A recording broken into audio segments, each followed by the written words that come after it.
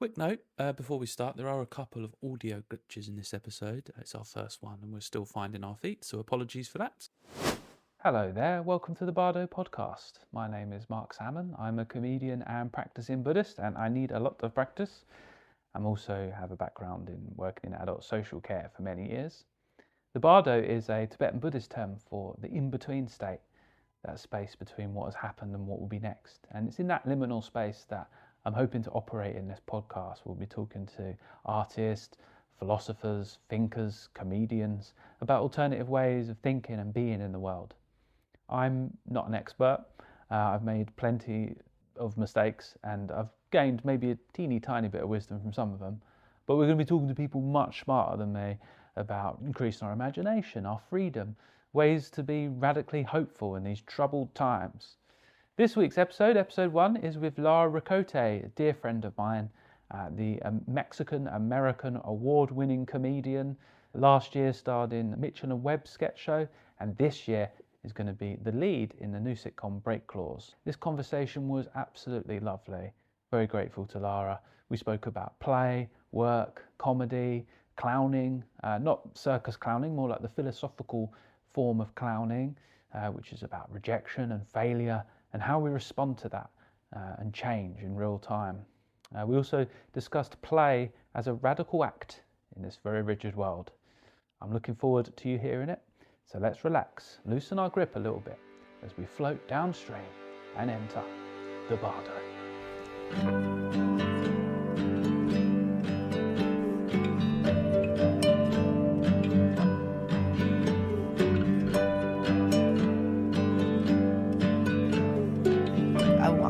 Walking into a restaurant with a bunch of people, and then I was like, let me just check the reviews, and then it was a 3.9, and I was like, oh, maybe let's not go to 3.9. And then this guy was like, what's wrong with a 3.9?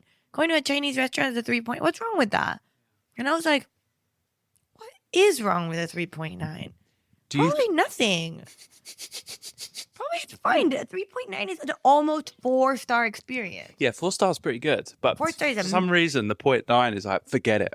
Forget 3, because 3 for me is like, yeah, I'm not going to eat at a 3. I would never eat at a 3. But I have 3 meals all the time. Are you checking reviews all the time? I check them a lot. Yeah. I think it's got to the point that I won't watch a film now unless I've checked the review. And if it's bad, you'll still watch it. No, I won't watch it. So I might be missing out. What's your review place? Rotten Tomato? Yeah. And you never went on Rotten Tomato and said, hey, I disagree. Yeah, I have disagreed with it. But it's almost like there's so much stuff that I don't have time. I need people to decide for me now. And who are these people? Rotten people. Rotten people. These are rotten people. Also, have you heard about this thing, the intention economy? Intention? Yeah. No, I've only heard about the attention economy. It's more that your intentions are sort of programmed for you now. Because AI and algorithms know you so well. Yeah. That now they're like, we're going to tell you exactly what you want, and it is going to know, and it's going to be perfect. Yeah. So you don't have to think anymore. Yeah. So it's literally just you become like a slug who's like a marketing sort of node, and you just do whatever you're told, and you love it. And you love it. Yeah, because it would, how well is it going to know you? It's going to know you better than you know yourself. Yeah, I'm thinking about that, and you love it part, like when you love something a bunch. Yeah. That doesn't mean that you necessarily should do it. Yeah, that's a good point. Yeah. Or even if it makes you feel good. Like, that's not the thing that you should dictate what you do by. But then obviously it's terrifying. You leave yourself in this sort of like open-ended, like, what is it that I'm supposed to move toward? But there's the thing that you always say. If it's good for me, and it's good for other people, do it. Is that the thing that I say? You say that. Buddhism says that. Yeah, they do, yeah. But you say, I get some of my Buddhism through you. Okay. And other places. And other sources. So you've been really busy at the moment as well. You've been doing lots of stuff. Yeah. You've been filming lots of stuff. Why is that suspicious, that question? Yeah, I have.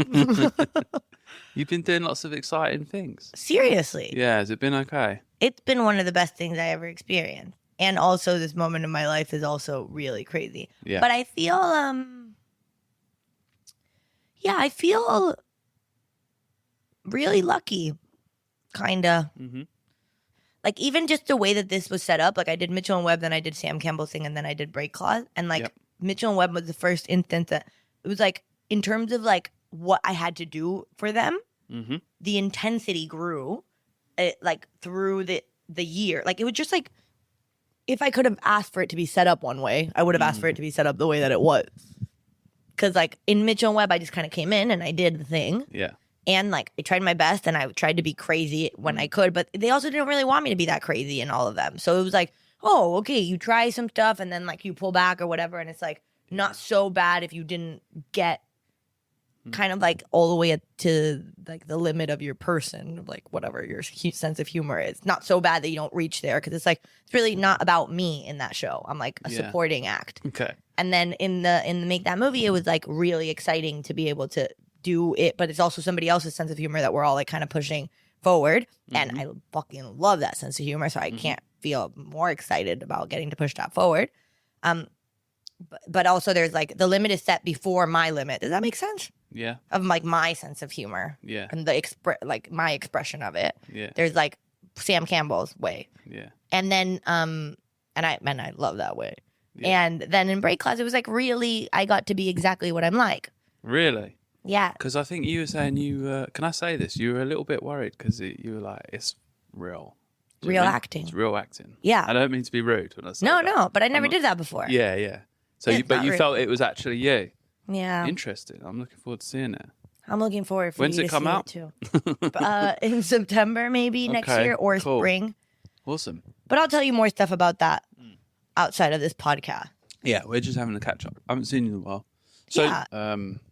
I think one of the things I wanted to talk to you about today, I was saying, is play, because you came and stayed with us for a while.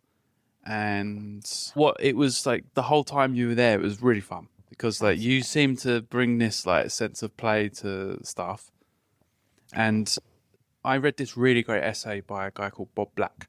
I bet you did. Yeah. And it's called The Abolition of Work. But it's the ludic revival. And it's like, so it's going beyond work and instead replacing that with this sense of play, right? Yeah. And I just thought, oh, you're the person to discuss this with, because I feel like you embody it in many ways. That's so fucking kind. I love to hear that. Thank you very much. Yeah.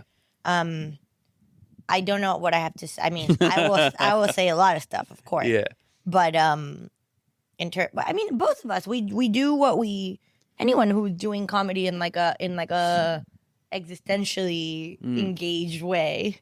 What do you mean by that, existentially engaged? Like you pair up your sense of being alive and the meaning of your life and the meaning of life with your job. Yeah. And your job is comedy. Yeah. So like, you know that you're the fool, you know what your role is, and like, that's clarifying, I think. Like you're like existentially thinking your existential mission. Yes. Or like the way in which you are thinking about being alive pairs up with the thing that you do and that you care about and that you feel passionate about. Yeah. So lucky. Yeah. Oh boy, so lucky. Yeah. It's like amazing. And also like it feels like there is like you're on a truth finding mission and that pairs up with your passion. But not all sorts of comics, I think, are on that. They're not all on that mission, no. I'm big time on it. You're on the truth finding mission. I mean, I'd like to know what it is. Yeah. Yeah. I think if you're not a bit curious about that, Yeah. and obviously you know that it's not whatever we're all thinking. That part is, I mean, not to That's be definitely like, true. yeah, but obviously, like there's so much more, it's much more uncertain and much more complex. Yeah, it's about the mystery, of course, what my new show is about. I think I said to you before, there's this quote. I saw this really lovely Californian Zen guy called David Loy. He's got like piercing blue eyes. He's a lovely guy. And he said, sorry, I really like this guy. Yeah, and his blue eyes. His blue eyes. And he just captured me with them. He said, it's an old quote, and it's something like, our job is not to clear away the mystery, but to make the mystery more clear. How nice is that? Wow. Yeah. That's awesome. Yes. Obviously, I take that in my pocket. Yeah, yeah. I just came up with a name for my show. Can I tell you? Yeah, yeah, please, yeah. I had it, so I'm very good at making things very long, and I'm very bad at making things concise. So before it was called I Don't Yet Know Anything, open parentheses, but I'm thinking I have an inkling, close parentheses. Yeah. So long, And then everybody said too long. And now it's just going to be called Inkling, which I think makes me feel a little bit like what you said about Bardo, which is like the bit before. Yeah. Inkling is obviously the bit before as well. And it's so much more interesting to talk about the bit before than the bit that's like concrete. What do you mean by the bit before? Kind of, I mean, a lot of things by it. It's just like the bit before being like the bit before you conclude. So it's like the paragraph before you conclude the conclusion. Yeah. Which is like the openings, the questions, the beginning, the preparation. Yeah, but not even just the beginning. The more it's more concrete than the beginning. The beginning is just a question, and then there's like the inklings. Yeah. Okay. You go, oh, wait a minute. Oh, so it's I get it. You're right. And then my show is about the wait a minutes, I hope. Oh, nice. Yeah, but I think in terms of like talking about it in relation to like to work. Yeah. I think that like. I don't know. I always find it so hard to say anything about this because it's like, what the fuck am I going to say about this when like I already found it outside of it and I can make money inside of the fucking capitalist system. I can do it. You got lucky. I got lucky. So then I'm like, oh, and I'm going to say one thing about how you should. Yeah. I mean, maybe I don't say how you should, but maybe I say how I think about it philosophically. Yeah. If your focus is on like my identity is now wrapped up with this job or this thing, you can become too serious about that. You can become too rigid and too like, and then it causes more stress. But actually, I think what I find interesting about your creativity is that it's more loose and it's playful and it's joy and it's fun. So it's not necessarily, it just happens to be that you've aligned that and managed to somehow fit that in within this capitalist system where you need to make money to live. Yeah. A lot of people haven't done that. But... I wrote about it in my morning pages literally this morning about like, because I'm thinking about like going back out and dating people and like that's scary to me and like all of like, but also like I'm like, what do I need to move forward? Like, what do I need? What are the things I need to move forward? And in dating and in meeting people and in relationship, but also in like any relationship, like making a new friend or making like new, like bringing people into my life now. And I present myself, I go, and this is what I'm like. Yeah. And then they go yes or no or whatever. What do I need to be able to say truly this is what I'm like and be seriously honest? Like not like show a little bit of me or whatever, but like really just show up and be what I'm like. Wow. What do I need? And I'm thinking I need like first I was like writing through like all the things that I think I need and like really what it came down to is like approval. Obviously I need like I need like pre-approval. I need you to already like me. If you like me, if you care for me, if you give me permission to like fail or whatever, mainly probably to like that you're not, I think that what you're giving me permission to is to be continuous, to not like be just an example. Whatever I show you, that's what I'm like. Because then I get scared, obviously, and then I can't do it. Yeah. But if I can be continuous, if you allow me a bunch of space with which in like within that space you approve of me, like if you new person that comes into my life give me like a big bunch of space within which you still approve of me, I can make all of these decisions about the way that I am and you still will approve of me and you still will give me you'll still say something nice about me, think nice things about me, then I really feel permission to move forward. Okay. But I was thinking about that, like what it is like it's not like admiration, but I need like a thumbs up.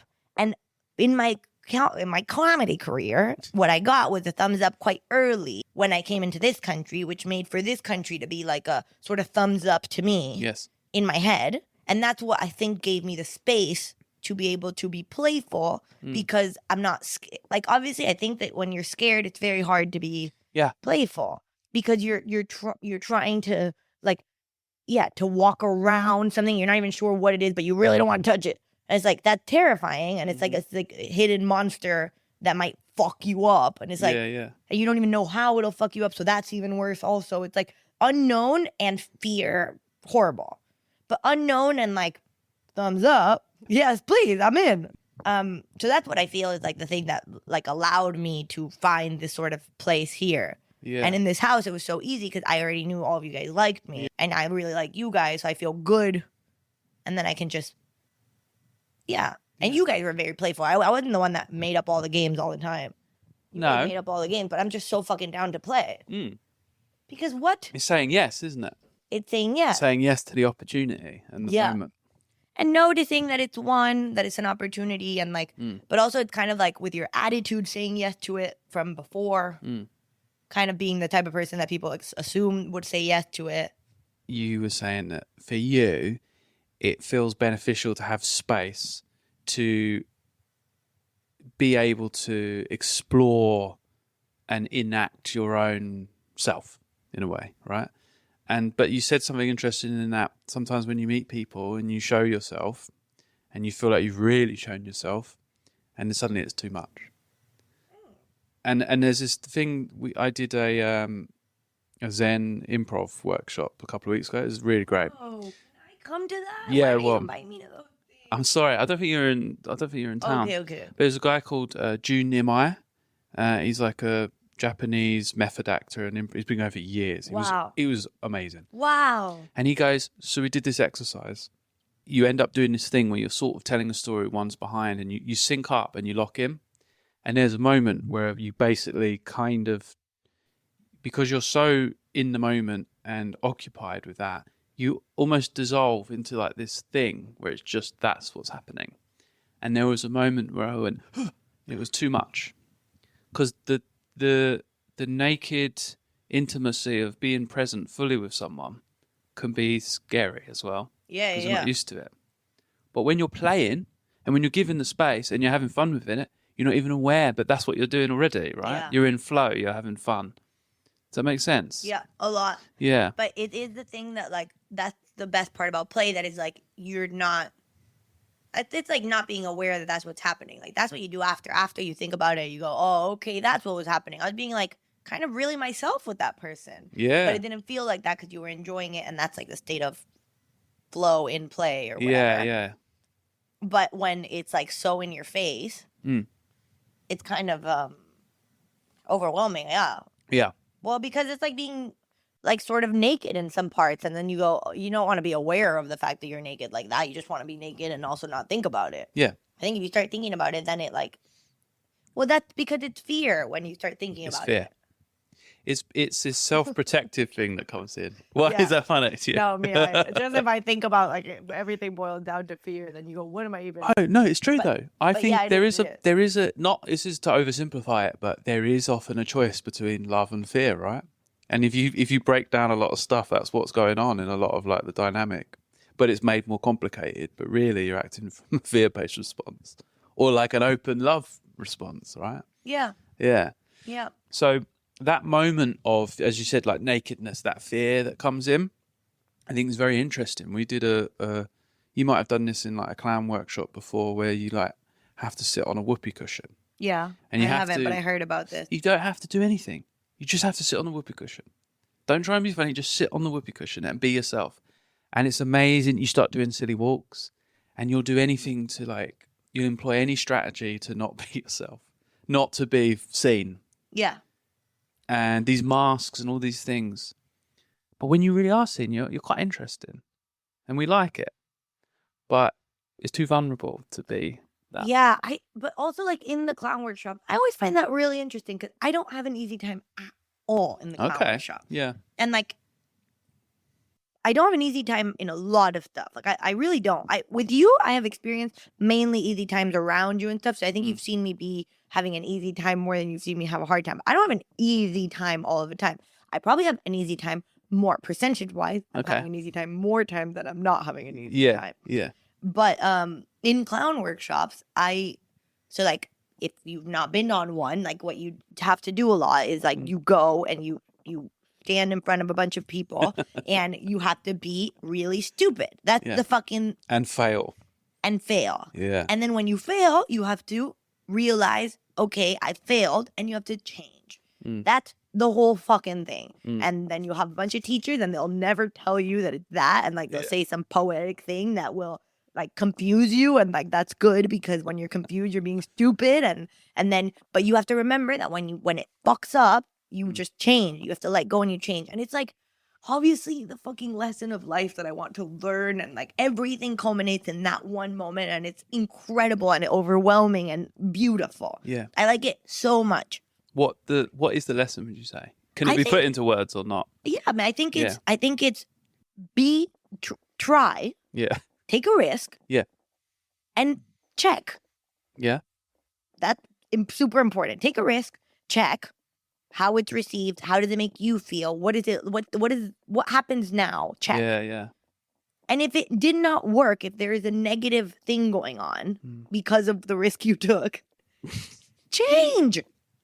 I think that's the most important thing. Change. Try something new. Yeah. But if it worked, yeah, great. Do it again. That's so simple. It's just so fucking simple. And it's like, obviously that's what you can really, I'm so thrilled because my little sister had just moved here and she's a clown. Yes. And like, she's like, she went to Golier and like, she figured it out and she was like, oh my God, it's this. She's fantastic. Yeah. She's fantastic. Yeah, she's so good. Yeah. I love her so much. I'm really excited. She's moving into my house. Oh, lovely. Yeah. So we're going to be right here, neighbor. Okay, cool. We'll see each other. We can do games and stuff. Yeah, we'll do that. Well, what's it called? She like understands that thing as like a fundamental part of being alive and also maybe like the truth of being alive. I mean, obviously these things are always feels like I'm talking like in a vacuum. Obviously when you start talking about like the political part of it. Yeah. I mean, if we all did this together. Yeah. Yes.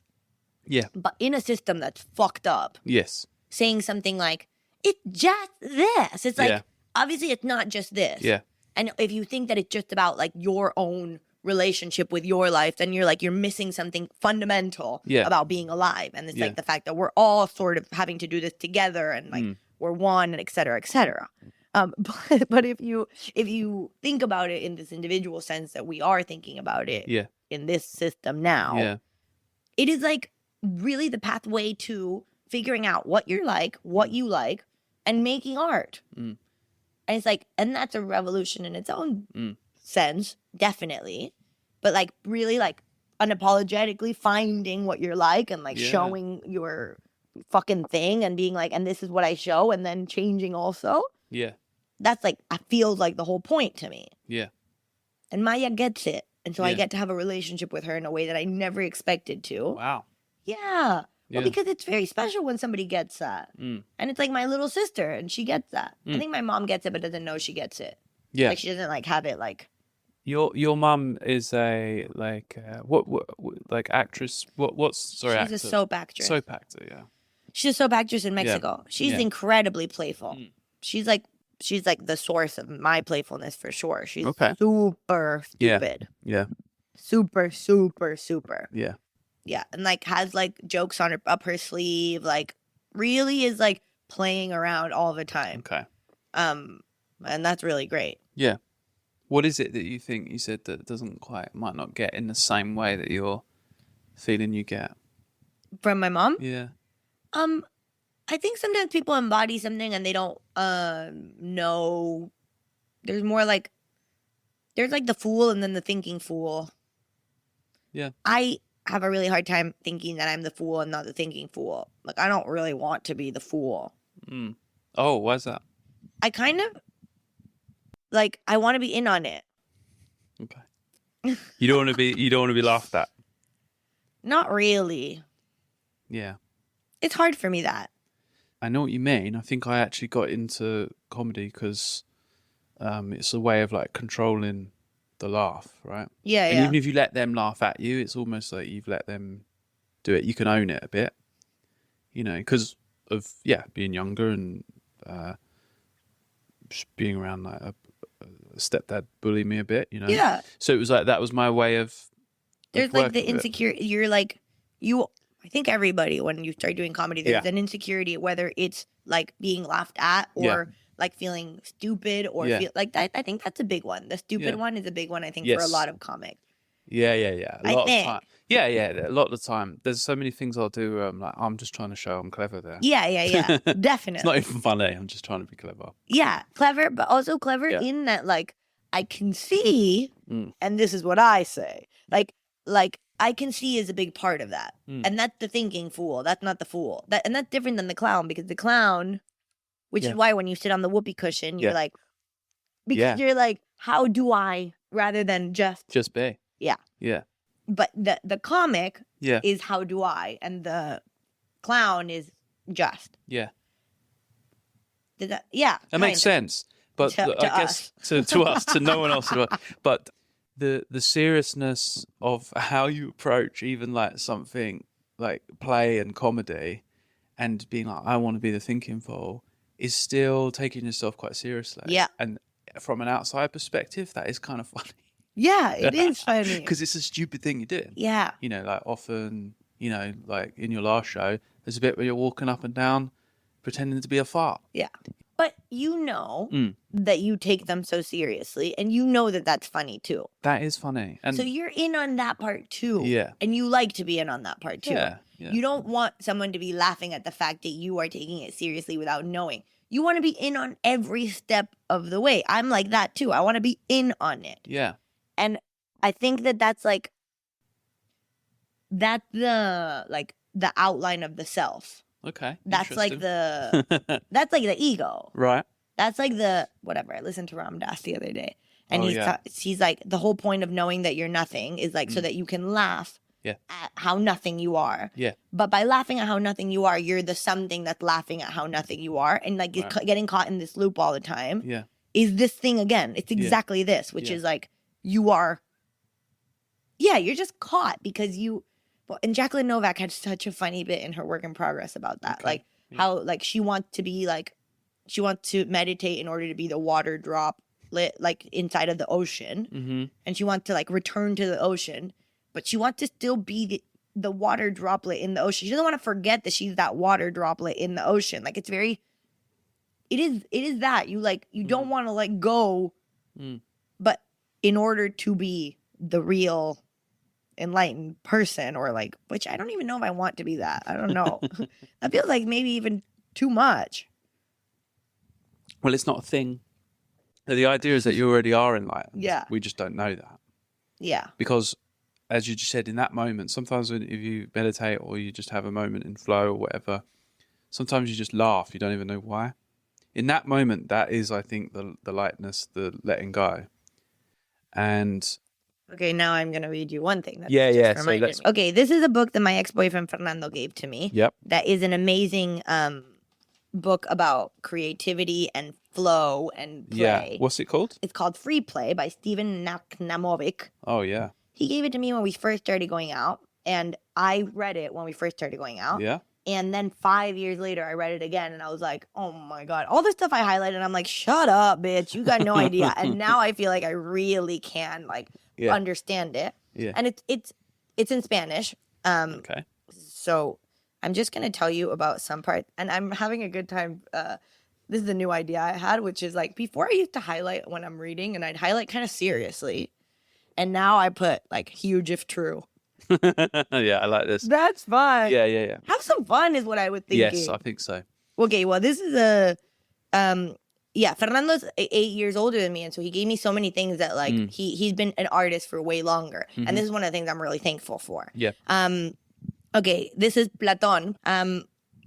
Platón, I go in Spanish. Platón. The idea that Plato, of course, who in Spanish we call him Platón. Okay.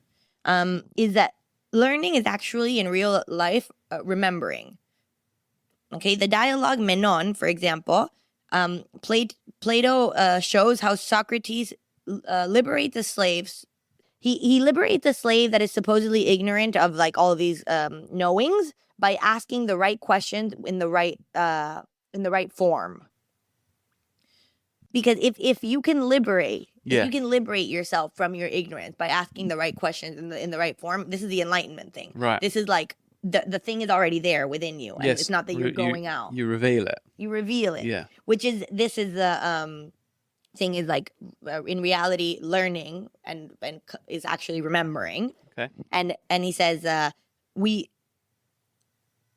en nosotros interactuando con todo, en nosotros reflexionando sobre todo. Oh yeah, well this is the idea that you're sculpting out something, your life is about sculpting out something or tracing, there's an actual thing that it's just about well, if that's the point of being alive, to be playful, bring that in after, but in tracing, looking and really checking out and seeing is the thing that brings about the thing that you're supposed to be looking at. Yeah. So are you saying that what's interesting to you is that it's huge if it's true that you can ask the right questions to reveal something, some true nature that you have, that you can be it, you can become it. Yes. Is that what you're sort of saying? That part I do think huge if true. Okay, yeah. I think that is quite huge if true. Yeah. Yeah. Well, that means that like it's also kind of like, I guess that these are the things that make it heavy and they're the things that make it light. Because there's like, if that's huge if true, Yeah. that's obviously like, holy fuck, I gotta get on it. Okay. Right? Like Yeah, there's yeah. like that thing is like, if it's only asking the right questions that will reveal that my true either, even if it's not like my true state, but really like the true thing that or the truth Yeah. in general. Yeah. What does it mean to you, truth? Well, I think it's like, if I think the only thing that I can think is actually true, I think everything is uncertain and everything is changing.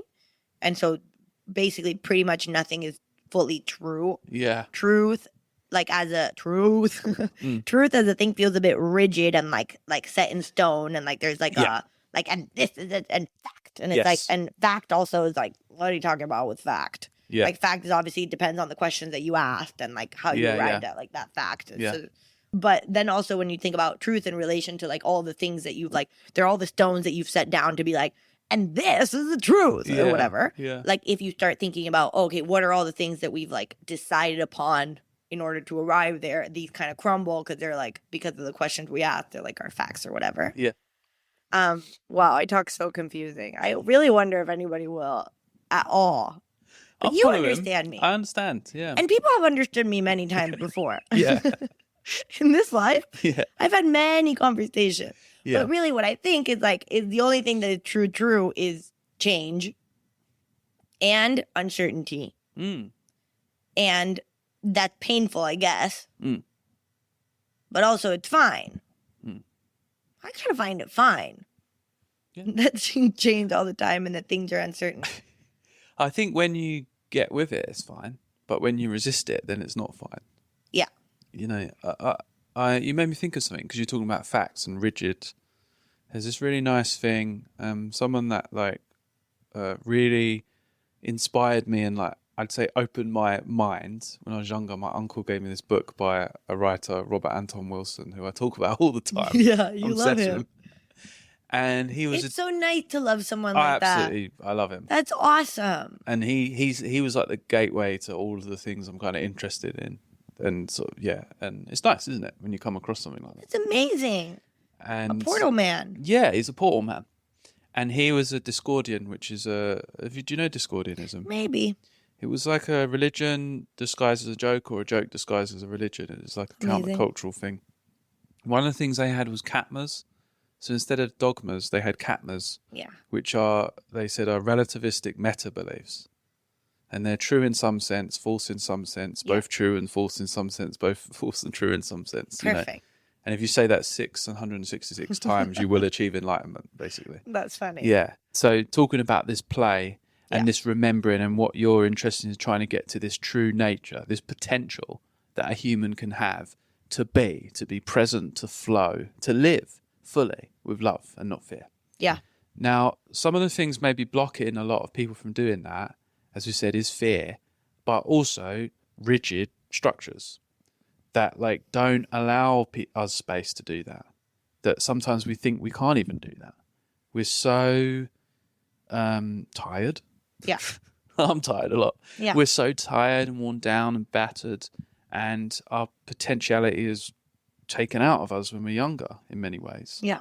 Our imagination is taken, and this sounds really like, I don't want to be like, it's not judgmental, but it's like pacified in some ways and put into like a Marvel film, you know, and rather than everyone has the capacity, maybe not to be an artist, but to be free, you know? Yeah. Oh, yeah. I thought of a lot of things while you were saying that. Because I just think like in terms of like the things that pacify our imagination and the things that pacify our like our relation to our potential as a species, as a people, as a community, are like these ideas that we decide are the important ones of the time. Decide that something is important. And in that same way, the boxes of it, like the identity boxes for ourselves are so, they're a way to arrive at, because minorities, obviously you need something to stand on in order to move forward Yeah. and like politicize the Yeah. thing that people are going, that's not even, and you go, wait a minute, it is important, this. It's hurting me. It's hurting these people, whatever. Yeah. We should draw a line around it so that we see who are the people that are being hurt. Yeah. But there's like a pre-moment and a post-moment. The pre-moment would be to like draw the line around and say, it's us who are being hurt by this. And then there's the post-moment where it's like, these people, the reason we care about you and we draw this line around you is because you're people, not because of the line. I think what you're saying is important because no, it is. I think it is. I have many things to I say, think what but you're I saying think is I need to have important. it written down. Well, this is nice because we're just thinking, aren't we? We're just Yeah. talking. We're figuring out how we feel, and that's what's interesting is we don't always know, and then sometimes we do, and it's messy. It's not rigid. A lot of people, and myself included, there's a fear of play. There's a fear of letting my hair down because I'm worried about. Well, not only am I tired because of having to live in kind of a rigid structure that you have to make a certain amount of wages to do this and do that, and it's very tiring. But also I have to fit in then within a certain mold within the workplace, or I'm worried about how I look to other people, Yeah. and all of these barriers to being free, Yeah. to doing what I want to do. Yeah. Which, if hopefully is a nice thing. It's not that I want to harm people. It's really, I think I want to be free. Yeah. I think if you boil it down I to think most that's people in their exactly it. heart, they Yeah. want to be free. Yeah. But that's what I was trying to say. Yeah. And I think so. But it is because yeah.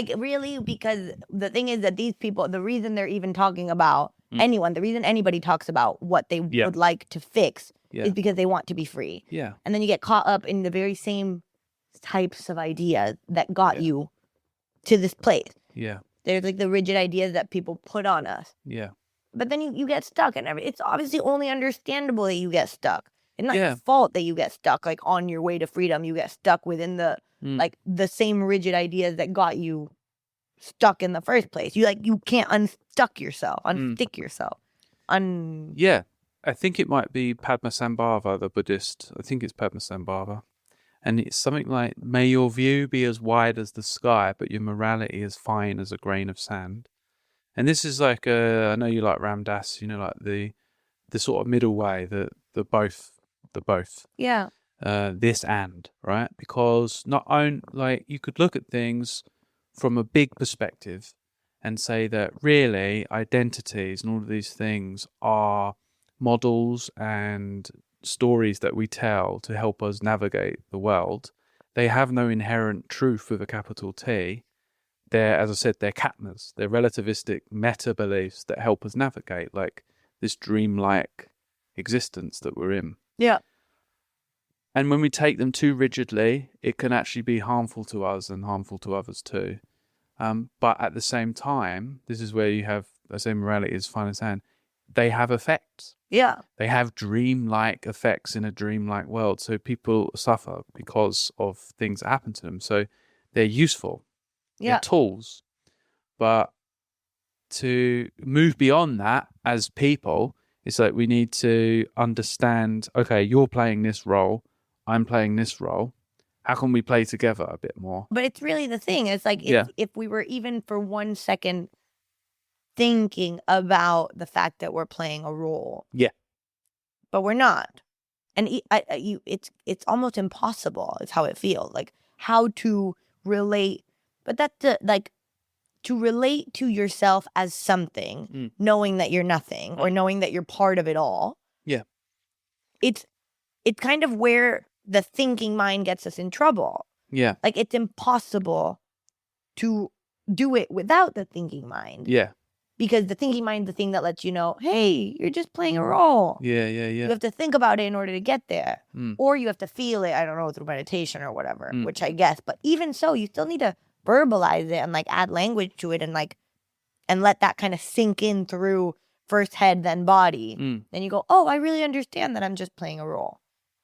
But like the fact that you understand it and the fact that you use the tools of the language to get yourself there, it's the same problem that you're going to have once you kind of understood it. Yeah. Because it's like, I don't know why, but you can't move forward and like explain that to other people and then get it to like sit inside of them. Because it's not a brain thing. It's like you can understand it.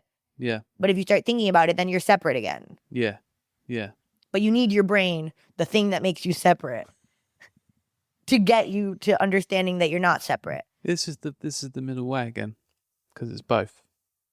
Yeah. They say the two truths. So you have, what is often termed like ultimate truth. I don't know if I like that term. But there's that, you're interdependent, that you co-arise together. And then there's the relative truth, which is also a truth. It's not the truth, it's a truth. That I'm Mark, you're Lara, we have all of these labels and things that we are experiencing. And it's both. And it's trying to be relaxed within that, play the role, not take it so seriously, have a bit of fun. Yeah. And it's like, I think the way that we can help others is by doing that ourselves.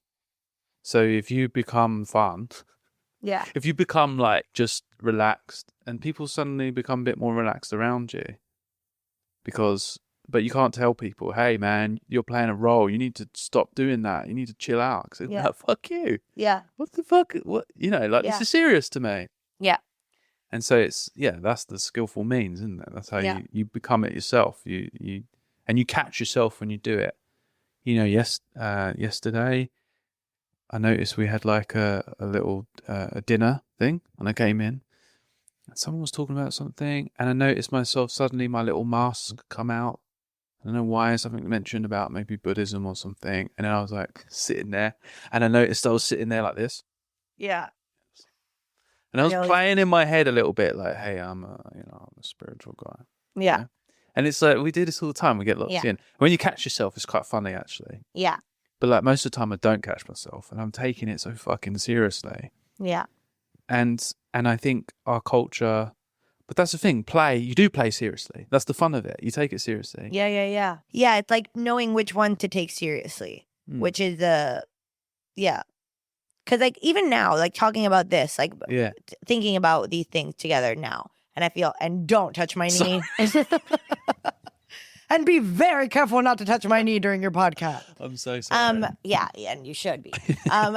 Even now, like when I'm getting caught up in saying stuff, and I'm like, I don't actually know exactly what I'm saying, and then I'm getting kind of like, I'm feeling like a little bit insecure about the way in which I talk or whatever, and then I'm like, oh, maybe I shouldn't talk about these things, and I go, I shouldn't talk about these things. Like just because I'm going to make a mistake, I shouldn't talk about these things. It's like it's exactly that same kind of loop that I can get caught in, which is in relation to doing anything. I actually went to watch Dina Martina. Do you know her? No, I don't. No. Okay, well, what was it? Maybe 3 years ago, I was at the Soho Theater, and Paul Foote and Bridget Christie, who I think are incredible. Amazing.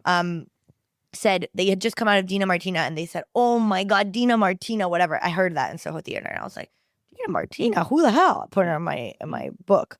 And then she came back now, and it's this guy who's doing drag, and like the whole thing that he does is like, he is maybe a 50-year-old woman. He plays like a 50-year-old woman with like big lips, like drawn out outside of his mouth, this big hair, some horrible dresses that are like really just not nice. And then kind of, it feels like the stockings are outside of the shoe. Like it's like everything is a bit wrong. Yeah. And he comes out, Dina Martina comes out, she says braces. She's singing songs. Everything is off pitch. It's like bad. Every couple of words, the word is said wrong. Yeah. She says like, I got to Joe because Joe is go, and like generous is like generous, and everything is just a little bit like, what are you talking about? What are you saying? Yeah. And it's funny because you are confused as hell, but also you're like enjoying the kind of confidence with which she moved forward, and she breaks out into song, and the song could not, like, it doesn't make sense. Yeah. It's awful. The music is bad, and she's thrilled. And of course, that's the clown. Yeah. The idiot. Yeah. And it's so like, I walked out of there. I went with Maya, my sister, and I was like, it's just so wonderful that she decides, like, the thing I'm going to do is be this lady who fucks everything up. Yeah. And it's like, oh, if I'm going to be this lady who fucks everything up, like, Yeah. what can't I talk about? Yeah. Nothing. It's like the world is completely yours. Yes, this is lovely. Yeah. It's complete freedom. Yeah. Like there is, but it's also like if I am talking about Buddhism with a guy who knows something about Buddhism, I know jack shit, but I like listening to Ram Dass and I feel connected to the magic of being alive. Yeah. I feel connected to it less through my head, more through my gut. Okay. I feel connected to it. I feel things are magical and I think I could see the patterns and I feel hell yeah about that. But if I say, maybe I shouldn't talk about it. Maybe I shouldn't go on a podcast. It's like, maybe I'll fuck it up. It's like, well, what? Literally Also, what? I can edit stuff as well if you want. You can edit stuff. Yeah. But also it's not about that. It's not about that you can edit stuff. Yeah. It's that I'm continuous and I'm not the example of whatever I say on this podcast right now. Yeah. And it's like, and also I'm here to fuck it up. Yeah.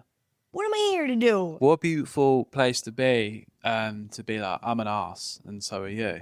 Oh my God. And then suddenly it's like, yeah, I'm an ass. Well, of course, because we don't actually, all we're doing is pretending to go, and I think, I know. yeah. And it's like, yeah. Yeah. That's me all day long. I'm like, yeah. And you come into the dinner and you go, and I know about this. Yeah, I know. And then you catch yourself, you're like, I'm an ass. Yeah. And then you get insecure because you're like, oh, they know I'm an ass. But it's like, yeah, I am an ass, and you're an ass as well. We're all asses. Yeah. And it's good. It's only already obvious. Yeah. But that part of the role thing, that's Yes. like, it's very clear when you see somebody Yeah. do it and you go, oh my God. You go, can't even believe this person. And then you go, and what am I doing the whole time? I know.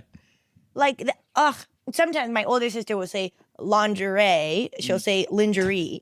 And it makes me, I can't even believe her mistake. I can't believe it. I go, oh. And then I go, what am I? I'm coming here, I go Luddite or whatever. Yeah. Ludic. You did it. And there's just so many ways in which I am lingerie. Lingerie, yeah. So many ways in which I am like that. Yeah.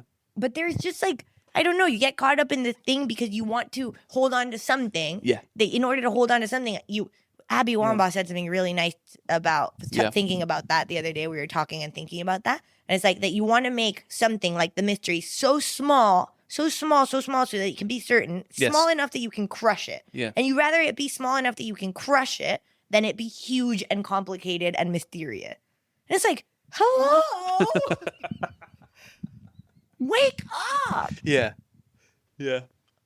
You'd rather it be small enough that you can crush it? The mystery? Yeah. But yes, people go, yeah. Give it to me small and let me crush it. Yeah. Why do you think that is? Because it's much more safe than the big complexity. And we're tired. And of course we're tired. Yeah. But it is true. It's like we've just developed this strategies to deal with complexity. We don't want the complexity. We really don't want it. Well, it's overwhelming. Yeah, but when you're with it, it's actually not that bad, but it's like when you do mushrooms, that like everything's like so much more than it is usually. You go, this is too much. If everything was like this all the time, but if everything was like this all the time, you get used to it. Yeah. But our brain clearly it's been wired to not let us have to deal, well, not let us, I don't know, but like not let us at all deal with the complexities of it because it makes it like this. What we see is like everything stops. Yeah. Nothing's breathing because our brain maybe thinks we would freak out if everything was breathing all of the time. Yeah. We need things to be rigid. Yeah. And by rigid, I mean hard. Yeah. Yeah, we need that in order to move forward. I don't know if we need that. Well, I wonder about this. Yeah. Here's what I wonder. I don't know if we need it because. Yeah, but how come it is? Okay, well, that's, I guess, just because it's evolutionarily like that doesn't mean we need it. It's not necessarily even evolutionary like that, I think. Okay, go on. So I think I sent you some like crib notes of a thing earlier, and they were talking about play, to bring it back to play, the germ. As a biological germ, they said, didn't they? Yeah. But there is like a function to it. And so I think we have the potential to live in a way that we could like culturally understand ourselves and our culture and our politics and all these things differently. We could understand them with a more, or what I would term, organic, natural breathing quality. That's not inevitable. There might be like evolutionary functions to like wanting to be in the in-group, wanting to not upset, not be cast out for survival. Yeah. But it doesn't mean that the in-group's right or that it is inevitable. I think sometimes like it's actually used against us. Yeah. It's like, well, this is just the way it is. Capitalist realism, right? Yeah. Well, there's no alternative. Yeah. And to even like now, what pisses me off is if you even criticize, to even use the word capitalism, I'm embarrassed to even talk about it. I feel the same. Yeah, and everyone's like, ugh, yeah. ugh. And then there's like an ironic. Yeah. Now then people are like, oh, capitalism, right? It's bad, yeah. And it's like, yes, it is bad. Yeah. But then it's like, it's so totalizing that people now sneer at almost like there's no alternative. Yeah. There is alternatives. No. So I mean, okay, obviously, this is, I guess I'm getting caught up in it as well, obviously. we all are. We all are, times like the way we're functioning with. But there is something about like, it's this question of like, there's something about, you think that the world is the way it has to be. You do. You think that the way, like, well, why would it be this way if it didn't have to be? Yeah. You go, okay, yes. Yeah. We live in houses and we go to work and, well, I mean, us in the West, we live in houses and we go to work and like we think that it's very important that we are all kind of like working towards some level of, I guess, success or fulfillment or that's part of it in a massive way. Like we are working the progress. Question of progress is so crazy. Yeah. Yeah. Progress being like the thing, it's like fact and progress. Progress is like a fact. It's like, that's the good thing. Yeah. Even now, like Back Market had an ad on the tube that was like, what did it say? Something like, downgrade your phone, like as like a selling point. And it's like, it's obviously a joke and not, but it's like, imagine to downgrade was the same thing as like the 3.9 that I'm saying. Yeah. Like imagine you don't get only the best for my girl. It's like you're like, I have to have only incredible things, only incredible experiences. Yeah. Because that is what's good, because it's incredible, because it's like, it's wanted by many. And oh my God, these podcasts, I have to send you some stuff. Go on. There's this girl who does this podcast online, and I don't think it's even a podcast, but it's her and her friend, and they stand in front of each other. And I really shouldn't be talking about this now. I'm sorry. It's like she's maybe 14, and she's glammed up, and she's like, it's better to have a Ferrari than to ride on the bus. Have you seen it? No. Because the bus has many seats for many people, and a Ferrari only has 2. Yeah. So what's better? What only 2 people can ride, or what? What? It's like so crazy. What does she want? I can't. What she wants is followers, of course. She wants to like put out there like some statement that's like postable or whatever. Yeah. But there's like this idea that if it's for the many, it's bad. It's bad. And it's like, how is that the idea? If it's for the many, This benefits people. This is not good. Yeah, so that's, yes. It's like you're gonna want that everybody can get. It's like, yeah. Yeah. But it's not even thought about anymore. Yeah. Anymore. I don't know who. What are the times I'm thinking of? Yeah. But like, yeah, like if it's free, you probably don't. You think it's shit. You think it's shit. Yeah. I mean, not everybody, but there's like this cultural idea that it's like you shouldn't want it if everybody can. Like it's not like why would you aim for the thing that everybody can aim for? Do you think it's because we individually want to feel special, or do you think that there is a structure that promotes individualism? Yeah, I think altogether now. Altogether now. I think. So I mean, I don't know chicken egg about that. Yeah, obviously. I mean, I don't know. Also, you do think that it's like the law that everybody wants like 15 minutes of fame or whatever. You do think that that's the truth. Mm-hmm. People think like, yeah, of course everybody. And it's like, I don't know if of course everybody. Where do we start? We start with the of course everybody and then it's true. Mm. It's like you don't want it to be complicated, even our dreams. Yeah. It's like everybody obviously wants the same thing, and it's like to rate the top. I guess for me, it's like thinking, why have I even asked you to come and talk about play? Yeah. Why is this relevant? It's like, oh, we're just telling people you should play more? No. What was interesting to me... No, thank you. that feels wrong to be like, guys, you better play. Yeah. That feels fucked up. But like, what's interesting to me is going, I can see that what's happening right now isn't working. Yeah. And I think play would be a good solution for that. So as I said, like, if you've got a rigid, there's this phrase that the ideology of work itself has colonized the life world. So now that the way that we interact with the world is it's filtered through this means of, I'm a worker. I do this, and then I have time off from work to recover, to go to work. And not just that, like even the HRification of everything and stuff like this. But play is, to me, a way of being in the world that isn't done through force. It's voluntary. It's fun. And it's like, we don't have to, we could, if we wanted to, reimagine things. And it's like, we could, because when you said there's an evolutionary reason for this, I don't know if I buy that. I think there's an evolutionary reason for that we do certain things like that, and we have threat responses, and that we've definitely built institutions based on fear, but it's not inevitable. And like there's a Juhuansi from the Kalahari Desert, and they would do this. I don't know anything you just said. It was a group of people from the Kalahari Desert. They're hunter-gatherer society. It's in Africa, Namibia, and Botswana. And they were a hunter-gatherer society, and they lived in an equal way. And they would have playful things. But their notions of abundance were different to ours. So their notion of abundance was, how do we all, as you said, for the many, have a good life and fun and like a happiness and have enough?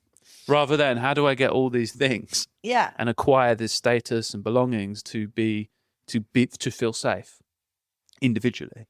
Yeah. And it's like they had playful mechanisms inherent in the way that they did stuff to help maintain equality. They had this thing called insulting the meat, where if a hunter came back with like a piece, like a deer or something, they go, that's shit. That is horrible, to keep them down. Because they knew that if the hunter got too big, they could get pride and then they might start killing people and think they're the king. And it's like, so that's why I was interested in play. Yeah. That's why I wanted to talk to you about it. Yeah. Because I think it has even though it sounds silly, I think it has a revolutionary potential. But like, it is silly to be like, all of it is silly and revolutionary. It's revolutionary to be silly. Why can't we be silly in the revolution? Yeah. Why can't we be idiot clowns? Just do that and just walk around and be stupid and be like Seattle, right? Right now, they're all being so stupid with it. Like they're What's going on? I'm not aware of this. I think it's already been maybe like a month since this piece of news came out, but it's and it might not be Seattle. It might be Portland. And is that in Seattle? No. Well, then it's not that. No. Okay. And they during the protest, there's like things were getting kind of bad at some protests during the ICE protest, and people were getting shot with these rubber guns and stuff. And so people came out dressed up in like these massive kind of blow up, like a worm or whatever. Yeah. And it's like, you're a blow up worm out there, and there's tons of them. Yeah. There's tons of blow up worms. Yeah. And it's like, well, what am I going to do? Shoot them? Yeah. But it's like, hello? Yeah. Yeah, don't shoot them. Yeah. But like, do they need to be a blow up worm for you to realize that you shouldn't shoot them? Yeah.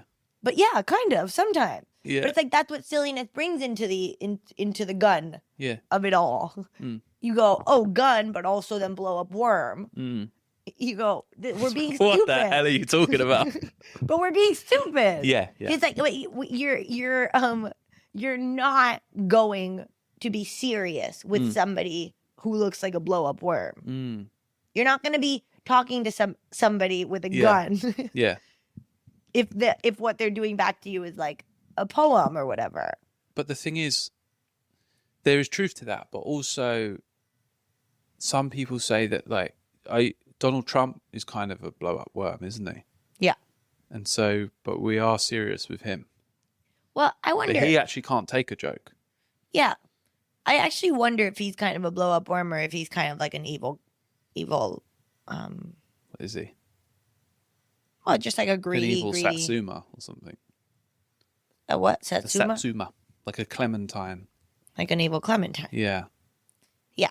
Like an evil kind of idea. I just think that for him, there's not it's not playful. It's just not. Like, I think that he's funny because we laugh at him, but he's very serious, right? Yeah, I think he's very serious. Yeah. I don't think he's kidding. Maybe he was. I think he used to be kidding. I do think so, when he used to be like doing all the pedophile stuff. Yeah, but he is. I don't know. Let's bring it back. I mean, whatever. What I feel about, if anybody wants to judge me for the stuff I said, this is what I'm like. This is how I talk. This is what she's I like. say 1,000 things, and I mean most of them. But then later I change my mind. I did prep some questions. Oh. Just as, so maybe we should have done that. Let's take a look at them. Well, I think it's like with this podcast, it keeps coming back to a thing like I don't want to tell people what to do. Yeah. But I do want to explore alternative ways, and like hopefully people are like, what does that mean for me? And how can is that interesting? Is that something I can take up? But I think if you're a person, and you are that type of person, thinking about a lot of stuff all the time, and you're engaging with these ideas, and they're ideas that when we see them in a post or whatever, we go, yeah. Yeah. But that's it for us. Oh, really? Most people, yeah. You put your landlord thing up, abolish landlord. I go, totally. I agree with this 100%. And now what for me? Nothing. Yeah, I go, totally, buddy. And then you are really thinking about it, and you're engaging with it a little bit. I mean, a lot more than most people. So if you have some ideas that you want to put out there and you want to be funny with it, I think you should tell people what you think you would be good if people thought. I think it's good. Yeah. I'd like to hear it. Yeah. And it's sharing, isn't it? It's an offering. It's like, hey. As long as it's like that. And of course it's like that. Well, there's this thing. It's good. And this is something I really wanted to talk about. It's called the Bodhisattva's Playground. Okay. The Bodhisattva is like said to be like an enlightened being who doesn't go for full enlightenment. They want to help everyone achieve their full potential and wake up, right? And also a bodhisattva can also be like a Buddha in training, and you take your bodhisattva vows, and it's like a way that you... What in training? Like a Buddha in training. Yeah. Because we're all Buddhas, apparently. A Buddha just means awakened consciousness. It's what you already are, they say, and that you reveal it, right? But the bodhisattva's playground is like you start to use the material of your obstacles, the things that are difficult, and this reality as like a playground, as a vehicle to your awakening. Nice. So the body's everything.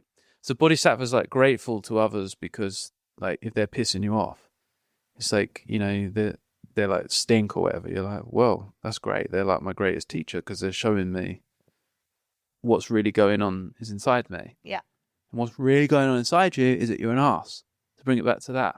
And once you accept that you're an arse, then you let go and you stop trying to, Yeah. But it's like it's a playground. It's literally a way of being in the world, right? Do you think that then, if this is a mode of living, do you think that, how would this affect politics? How could this be a political thing? Play. Yeah. I mean, okay, first when you were talking about that, I'm like, I feel like it may be a bit removed, but like the idea of like you are making a narrative out of your life all the time, and like you're making a narrative about yourself and stuff, and then you get like you live your life and then something happens and you react a certain way. You go, oh, does that match up with my narrative or does it not? And then you like rethink that narrative and you're changing that all the time. And like that's a not rigid way of like engaging with the world, and it's like kind of like a playground in that way. You could take it more like, oh, this guy stinks and I'm pissed off. Yeah. And you go, okay, he stinks, I'm pissed off. So I guess I'm not as nice as I thought. What now? That was the first thing I thought. I was like, okay, and then what? You go, I'm kind of an asshole then. I don't like it when people stink.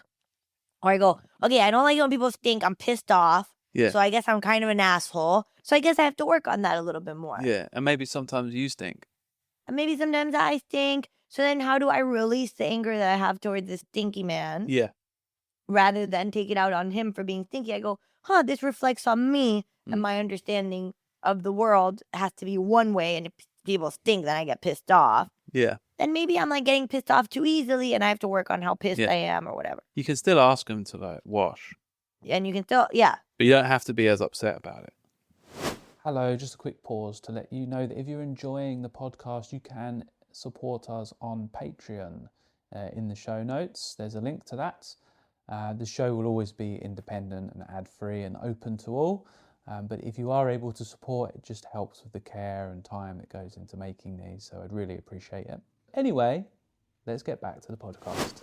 Right. So I get that this is where the political thing comes in. Yes. But it's like, I do, or at least there's a tendency to believe that like anger is the revolutionary response. Right. When you're angry, that's when you take it to the streets and you whatever, like that. If you're not angry, then you're going to stay home and maybe meditate about it. I disagree with this. But I disagree with it too. Oh. But I do. But I think that there is an idea about this. I also have a friend who did like a whole, like her PhD in political science was about that. Like anger is the mobilizing. It can be, yeah. Well, apparently this is what her thesis was about. Anger is and slow down. I'm sorry. Anger is I haven't got a thesis. A mobilizing emotion. Yeah. And so people appeal. Yeah. Politicians try to make people angry because they assume. So it's like circular. Yeah. So and they're saying like the more that we think that is the emotion that gets people out there. Yeah. The worse everything is going to be, of course, because we're appealing to people trying to get them pissed off in order for them to to vote a certain way or not. And obviously, what you're appealing there is fear, and you're trying to get them scared. And if they get scared enough, then you'll be pissed off. Yeah. So I think if we were to say that the emotion that is to move us, is like, I don't know what emotion I would say. What about like joy or something? Yeah, what about joy or something? Like if we were at all, who's thinking about that in politics? They're not. This is what I was thinking about. Like no politician's going, how do we make abundance for everyone and have a really fucking good time? Good time, as if. No one's it's like wrong to say, can we all have a good time, please? Yeah, it's like, wrong. That's stupid. Yeah, people go, are you an idiot? There's an economy. You can't have a good time. And it's crazy, isn't it? Yeah, why aren't we saying, let's have a good time, everyone? Yeah. How do we do that? Yeah. But no, it's like, no. Or it's like, this person did this, or this problem. I don't know, because everyone's pissed off. Yeah. But it's like, what? But there's loads of things we're doing that are good already. Yeah, but why don't we build on that? People go, you're not pissed off? Yeah. You're not pissed off? I know. That's a massive one. It is that, like, you are out of touch, ridiculous, privileged, or a bitch. Yeah.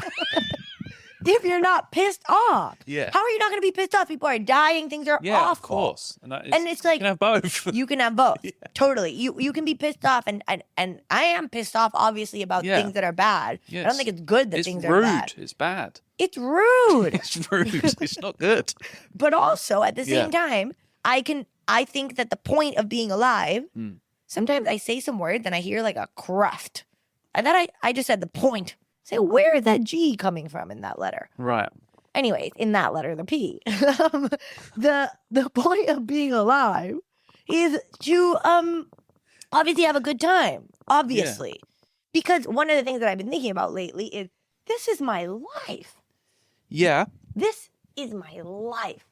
If I remember that constantly, it is a very nice thing for me to say, This is my life, so I'm going to try to do the best that I can as often as I can with most people, and also try to show up in an honest way where I'm looking to try and really show myself, be honest and be present. This is my life. If I'm not going to do it in my life, then what the fuck am I doing? Yeah. But it's like in this, it's like if what I'm trying to do is have a good time, which isn't the main thing I'm trying to do. I'm actually trying to think about stuff, and also even if it's not only leading for me to have a good time. Yeah. It's about leading. What's really a good time?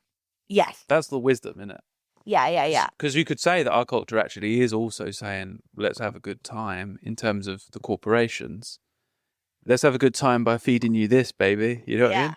Like, have this quick little sugar snack of, real on Instagram and all this stuff. Have a good time. Yeah. But that in the long run isn't really that good. No. Do you know what I mean? It doesn't feed your soul, does it? Say the thing about a good time. Yeah. If it's good for who? Say it. If it's good for me and it's good for others, then it's probably a good time. If it's good for me and it's bad for others, it might not be a good time. Yeah. If it's bad for me and it's bad for others, it's definitely not a good time. That's a bad time. And if it's bad for them, if it's good for them but maybe bad for me, that might be a good time. But I have to check in and see if it's a good time. If I can do it, yeah. That's the thing. Because, if it's a good time for them and it's not a good time for me, I'm not going to be sticking around too long. Yeah, there's a limit. There's a limit. Did I tell you about the guy who, he goes, right, he goes, I'm a Bodhisattva now. I'm going to become a Buddha. I'm going to do anything. I'm going to serve others all the time. And this guy's like, I want you to chop your arm off. And he's like, yeah, all right. I'm not attached to my body. Here you go. Chop that off. He went, no, I meant your left arm. And he's like, fuck you. No. Because he went beyond,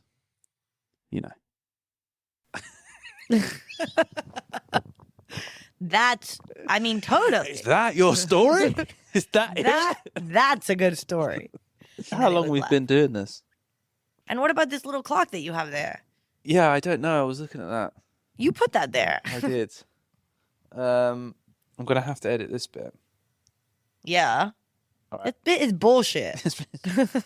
This bit sucks ass. This bit is the low point on this podcast. They don't keep this bit in, do they? No. The guy fumbles around. This bit sucks. I think if you keep saying this bit sucks while you do it, then it's kind of okay. Then you can keep it in. Oh, God, this bit's boring. God, this bit sucks. But imagine if politicians said the good time thing? No, but just we're like, how can we have abundance in a meaningful way for everyone? Totally. And how can we make work instead of going, hey, we've got all this technology, we could use this to liberate us from toil, and we could make work more like play. It could be fun, it could be something we want to do rather than something we're forced to do. Yeah. But no one's really saying that. But they could. This is what's so weird. No, it's so weird. They could say that. But like you said, it's like, but what about these wars and these things? Yeah. Well, that would help the wars if we did that. I think. Obviously they'd go, but what about who's going to get the diamonds out? And it's like, hello. What do you mean diamonds? Diamonds. Oh, right. Get the diamonds. We don't need that. Actually, we can make the diamonds in the lab. Yeah, we can make diamonds in the lab. Yeah. Yeah. So I've answered that question. Okay, great. I actually think. Yeah. So, you know how Zoran Mamdani won and it was awesome? So it was real special. Yeah, it's amazing. Yeah. Yeah. And that felt like, oh, wait a minute. Yeah. This guy feels like us. Yeah. This guy feels like a guy who's like us, and he's just saying some stuff and Yeah. And we don't know about his actual power within the structures that aren't going to change around him in a massive way, because we're talking the United States, of course. Yeah. But we feel a lot of hope in our heart. Yeah. That somebody who talks like that and is like us is carrying a message of us. Yeah. Of a socialist message. Yeah. For the most part. It's still not that much. Some of us feel that way. Some people are like, he's a communist, he's an idiot. Yeah, but these people who are saying that are the right. Yeah. I don't know them. Yeah. So I'm not really in contact with them so much. And I'm kind of in an echo chamber in a massive way. So I also don't. A lot of us are, right? Yeah. I think mostly everybody, also probably everybody who would listen to this, already has had an interest for these sorts of things. It's not the thing that piques your interest. Yeah. And I think also I do comedy in an echo chamber. And also, like, the more that I am interested in these things, the further away I get from people. Oh, okay. You think the more you're interested in what, you get further away from people? Like, I think right now, I think in this stage of my learning, because I'm learning so much and like I don't know so many things, and like I'm in the question phase, and like if I go to like the London Buddhist Center, I'll go there and I'll be like asking stuff. I'm not like I'm not telling anybody anything. In this phase of my learning. I mean, I totally am. Come to my comedy show. But like I'm not actually in this phase. I'm not the one who is bridging gaps. I'm still kind of, and I don't know, I imagine that would be a while before I feel safe in the knowledge of what I'm sharing. To say, hey, look at this. Like, this is one of the things that could bring you over to someone from the right. Yes. But I don't know. I think that hopefully the concept get more universal rather than more singular. Yeah. I think it's good to be learning, isn't it? You don't want to be too much of an expert. I think it's good. Yeah, I think it's good. I think it's part of my state. Of being alive. Open, learning. I'm a student of life. I'm a student. Yeah. And even when I'm old, I hope to be a student. Yeah, me too. I love learning stuff. But this is why I tell this, because like, you know, I love just fucking sharing. I'm like, what do you think of this? But if you were telling me about what this guy that you love, I obviously don't know about that guy. No one does. One time I was telling someone, back when I used to drink. What's his name? Can I say Brandon William Wilson? Brandon Robert Anton Wilson. Yeah, Wilson. Wilson, yeah. And I was talking about something like adjacent to that. And this woman just said to me, "Can you stop talking, please?" And I was like, I respect that. Because we don't do that normally. And I was like, oh, okay. I didn't know what to do. And I felt silly. Yeah. But I was going on and on. She's like, I didn't give a shit about this. And that's fair enough, isn't it? But that's almost like play, because it's like there are rules to play and you can join in or not if you want. And I guess what I like about all this stuff, the play, is that it's voluntary. Yeah. You know, like, and we can't do that in my job. I can't just go. And obviously we have to do things we don't want to do in life. Yes. But like we could be having a different narrative. We're like, let's try and remove the things we don't want to do. You know, let's use like technology to help us with that. Okay, when you think about that and you think about like laws and stuff. Yeah. How do you pair that? How do you say to someone, okay, let's focus on the good time of it all. Yeah. Let's focus on getting abundance for all. Now, that's my political stand. Yeah. I go, guys, I'm the mayor of London. Yeah. And I would like for people to be having more of a good time than they are. Yeah. And I think we're focused on the wrong things. I think we should shift the focus to for example, having opportunities for play in the city. Yeah. And like getting some funding for the arts would be part of it. Oh, yeah. Big time. Yeah. Obviously. And getting people, like getting funding for the arts in all schools, and like that's important. But then there are like these ideas about how everything works. Not ideas. Like, I mean, it's how everything works. Yeah. What do you do with them? Well, what do you do with like the legal system and like? Yeah. It's just too much. It doesn't. But I think you start, because at the moment it's the way it's set up is like a top-down hierarchical way. And as I sort of was touching earlier, that's not inevitable and that's not the only way. Yeah. And like you can use indigenous people and you can look at like different modes of existing. Like I was talking about the hunter-gatherer mode of existing, and they had playful mechanisms in place to make sure that these societies functioned, because they knew, because they were they had more of an immediate relationship to food. They couldn't store it for as long because they were nomadic. They knew that if they were to have hierarchies grow, and it would actually disrupt, because everyone needed to help each other. But they actually only worked like 4 hours a day, and they had a lot more leisure time, and the work they did do was much more playful and stuff like this. And it's just like we just got out of balance. Yeah. So it's like it would start with like rethinking. I think one thing for me is work. how do we approach work? Legal system, obviously, that's a completely separate issue, but there's many ways that there's transformative justice. There's lots of different ways of having legal systems that aren't what we've got now. But I think for me, it would start with like going, what is our relationship to work, and questioning it. There's this guy that quite a lot of people probably know, like David Graeber, who said, I think he did a survey, and it's like secretly 80% of people are like, my job's bullshit. You know, and it's like, well, what else could you be doing with your time if you weren't coupled with work all the time? What would you want to do? And most people, when they've done like trials, so something like universal basic income, if you introduce that, most people, they do still want to do stuff. Yeah. But people are like, they'll be lazy. They'll just be laying on their ass playing Xbox. Some people will do that. Yeah. But they'll get bored. They want to do stuff. Yeah. But right. It will be a long-term plan. Like, there will be people who have gotten fucked. Yeah. What do you mean? I mean, I think there are people, the Xbox people, those people have gotten fucked by, like, their interests got fucked. Yeah. Like, their relationships got fucked. Yeah. By the fact that, like, they have a job that they don't like, and they don't like themselves, and, like, they maybe have, like, a bad family system, and they got fucked, and it sucks for those people. Yeah. And they might just stay Xbox people. They might do. Yeah. And also, maybe they'll find people really find a lot of connection through the Xbox. What does it matter? Like, if I want to play Xbox, great. Yeah. It's not hurting anyone. Yeah, it's really not hurting anyone. Yeah.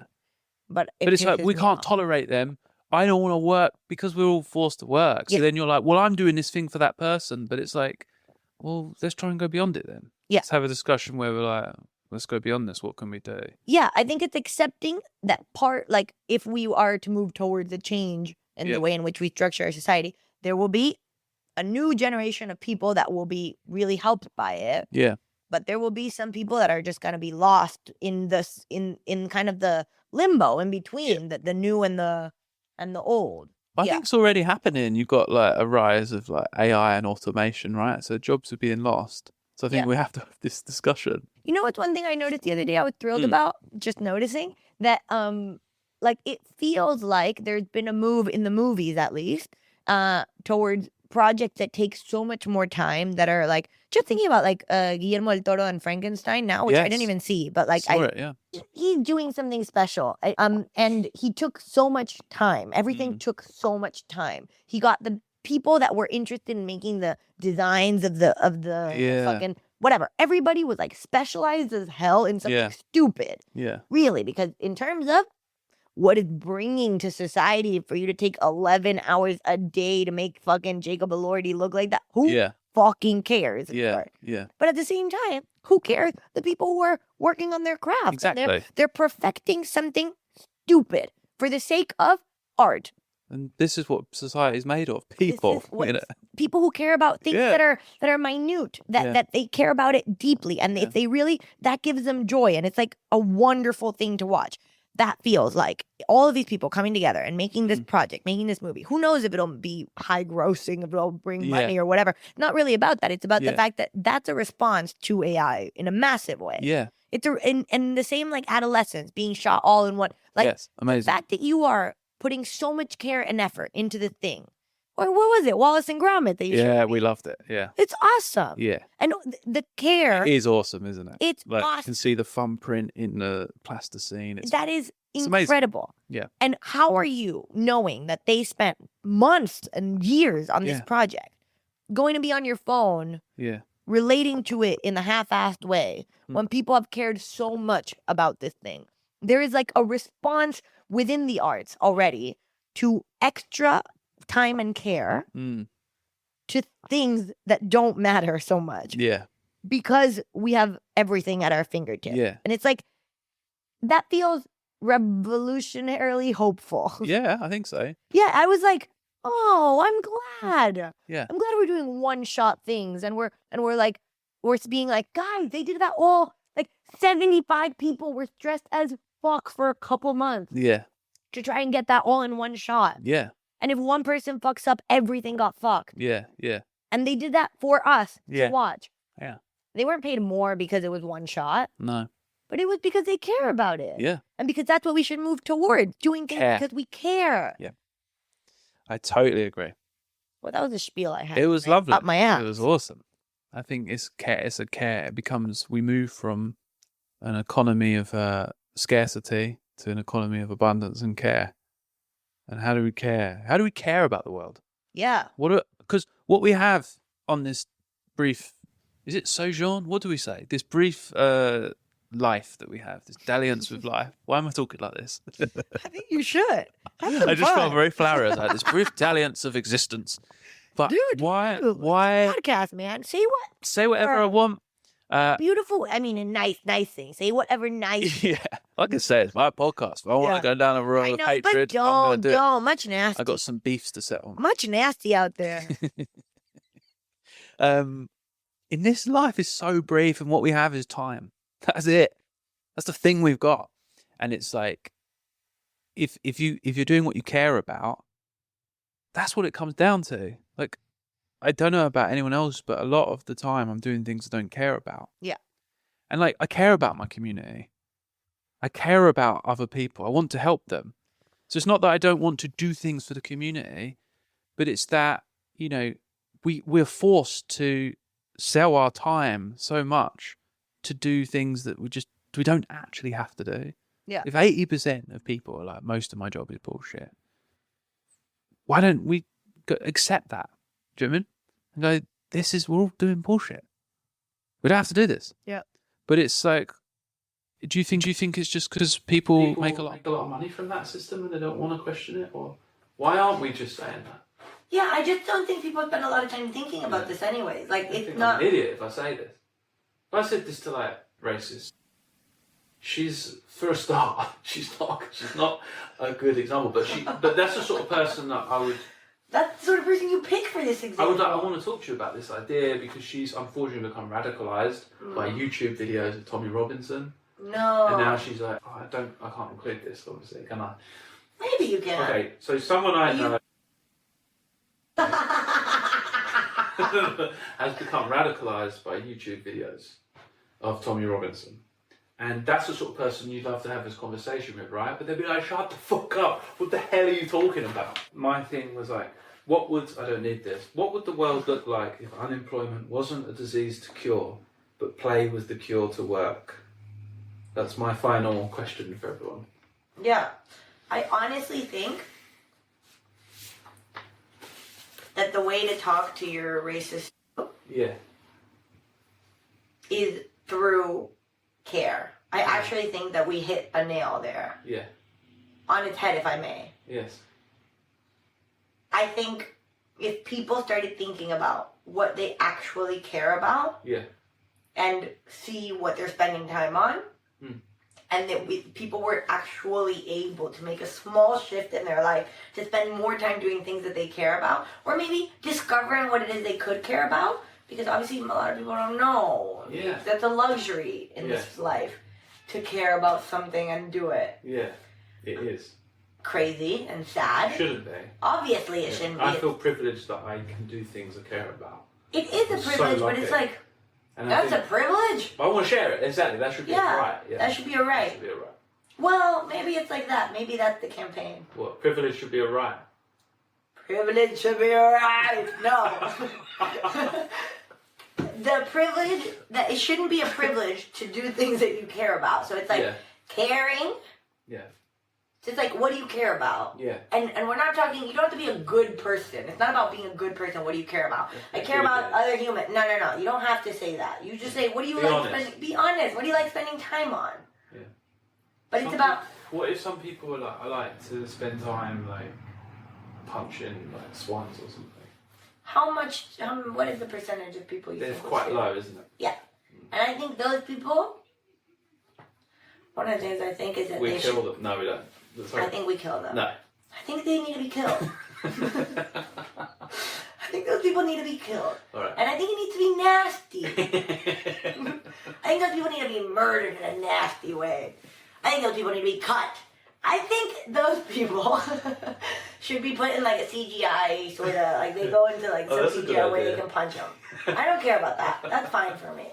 Well, maybe they can go into like a virtual reality swan. They can kill swans. Oh yeah, I meant virtual reality. CGI Yeah. head. Okay. Okay, they put their head in CGI. Yeah, and they can punch swans. And they can punch swans. Yeah. And the rest of the people Yeah. can spend time doing different sort of like like there needs to be like some time set apart for like for you to find out what you care about. Yeah. And you can find it through the internet, but it can't only be in the internet. These are the rules. Yeah. I think we have to also, Do you think as mayor you could get this going?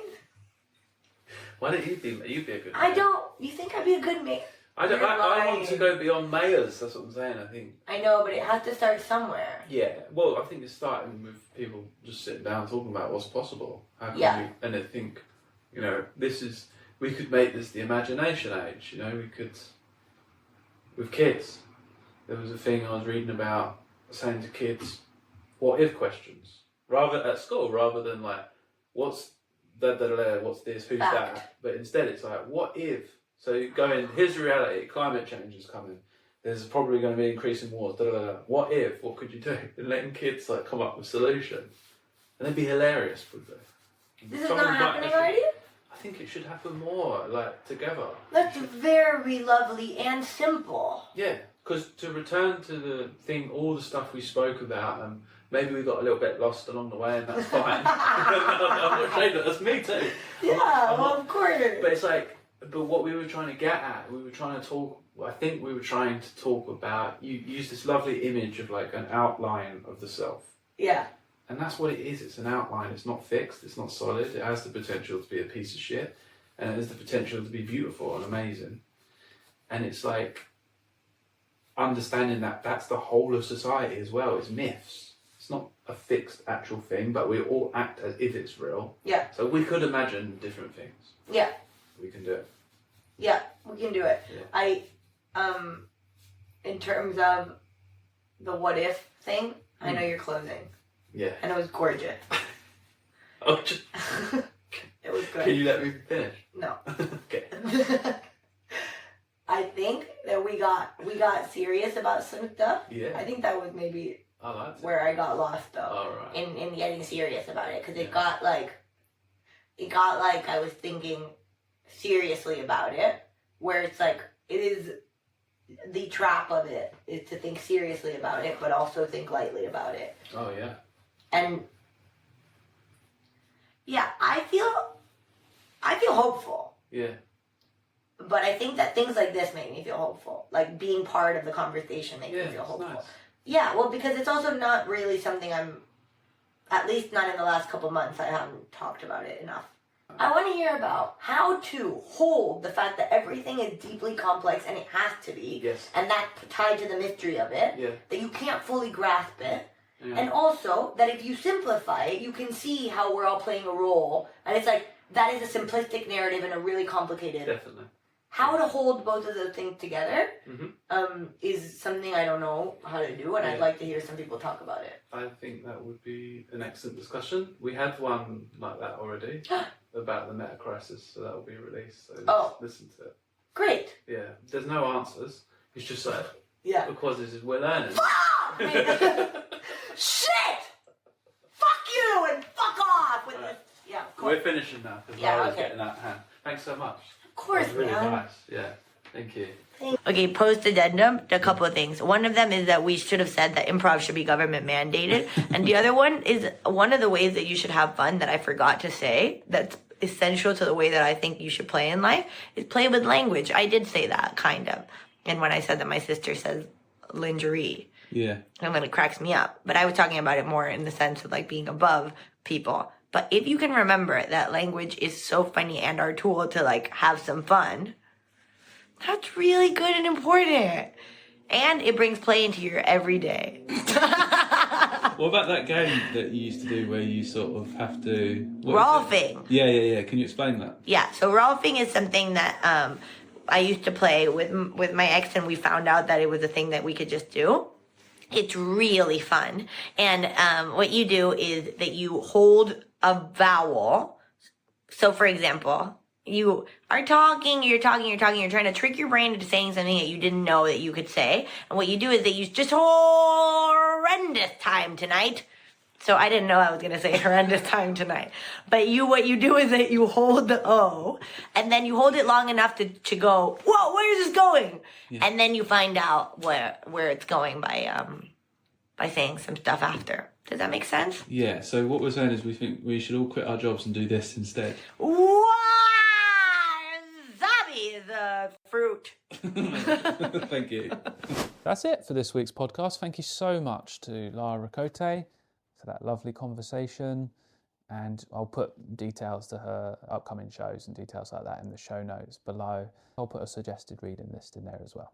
If you enjoyed the show, please do subscribe and please do leave us a review, a 5-star review.